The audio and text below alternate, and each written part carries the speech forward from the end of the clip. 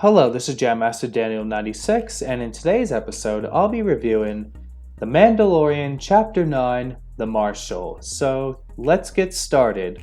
Well, the episode starts off with the Mandalorian and the child going to a fighting ring as they're walking in the streets at night with that, and then we see all this graffiti on the wall, which maybe it could indicate a possible Sabine appearance or maybe a nice Sabine reference.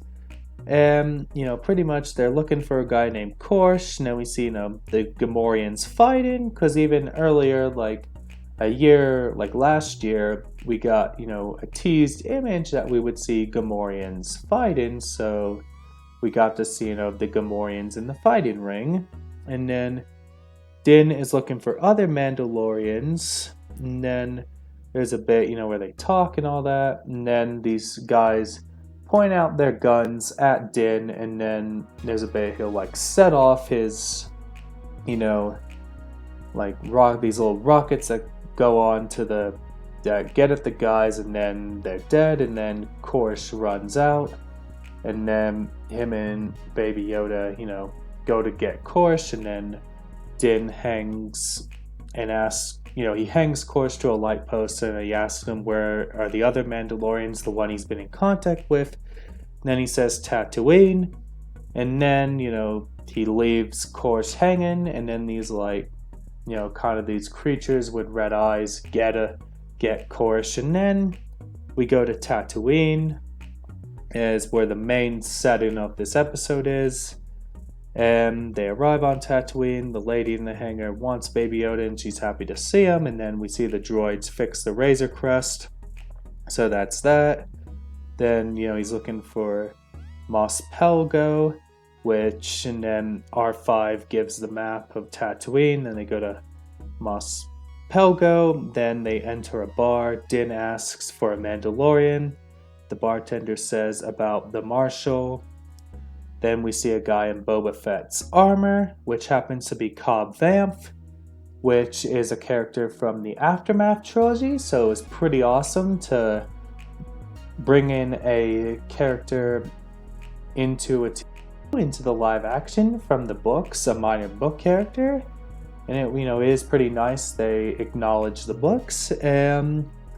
So there's a bit, Din wants some Cobb Vanth's armor. Then there's a bit where they have kind of a little showdown where they're about to go at each other, and then we have a crate dragon attack.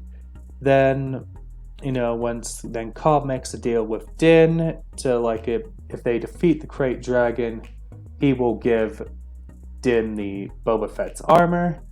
Then they pretty much go off on their speeders, and then Cobb's speeder is a pod race part, and I've heard people say that it could be Anakin's from The Phantom Menace, which I thought was pretty interesting. And then, there's flashbacks on how, Cobb gets Boba Fett's armor, so we learn more about that, and it was also established in the Aftermath book, so we get a flashback of Cobb getting Boba Fett's armor on the Jawa Sandcrawler, and then they go to see the Tusken Raiders, and then there's a bit where Cobb doesn't get on with them, and then kind of we got to see the Mandalorian talk in Tusken Raider language, which was pretty awesome. Then Din, Cobb, and the child and the Tusken Raiders go to see the crate dragon. Then they go back to Mos Pelgo to inform the people. Then the people are skeptical of teaming up with the Tusken Raiders to defeat the crate dragon. And then they, then they pretty much team up, and then they set up the stuff for the crate dragon and all the different things they need with all the explosives and all that. Then they hit it, and then it's still alive.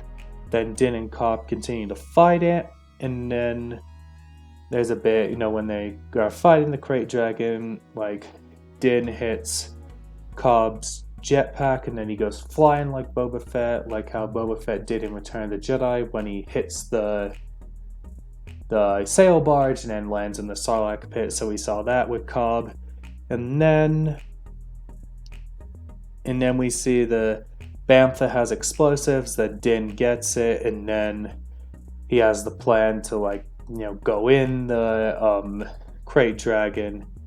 And then once Din goes out of the crate dragon, then he detonates it, and then the crate dragon explodes. And that was that bit. And then the Tusken Raiders find a crate dragon pearl, which was pretty awesome.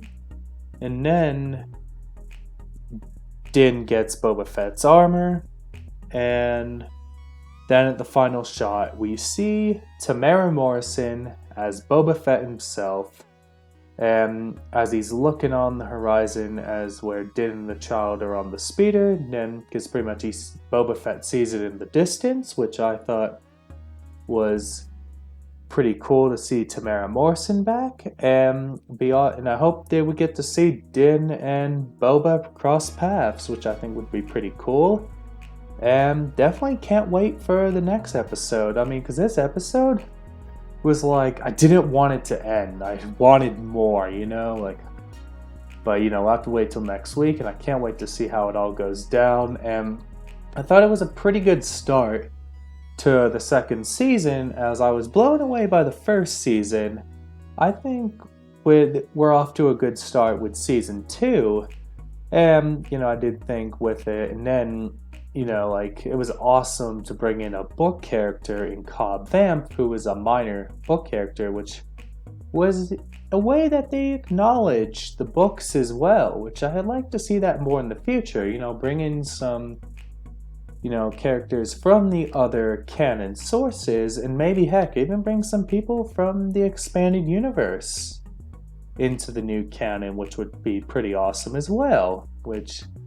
that's that there. And I mean, yeah, definitely can't wait to see more on how this season goes. And definitely I'm pretty pumped for this season. Like, you know, bring on more.